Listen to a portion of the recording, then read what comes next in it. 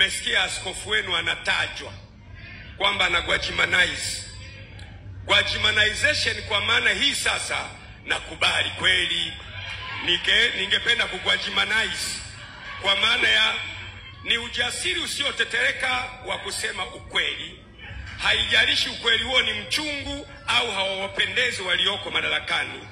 Ni dhamiri thabiti ya kutetea maslahi ya taifa kuliko maslahi binafsi na kuinua sauti ya uthubutu mkubwa bila kuyumba kiasi cha kusababisha ivume ndani ya himaya za mamlaka na kutikisa misingi ya ufisadi na dhuluma katika nchi ya Tanzania. Gwajimanization. Nani angependa awe Gwajimanized hapa? Piga kelele, sema ya.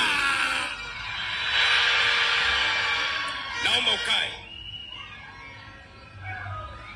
Kwa hiyo kwenye hili swala sitayumba, sitabadilika, sitapunguza msimamo, tasimama nalo mpaka kuhakikisha kila aliyetekwa amejulikana amekwenda wapi, anafanya nini, na wale missing persons, kuna wengine wanaitwa missing persons ambao wenyewe hawajulikani wako wapi, lazima tuhakikishe na wao wanapatikana.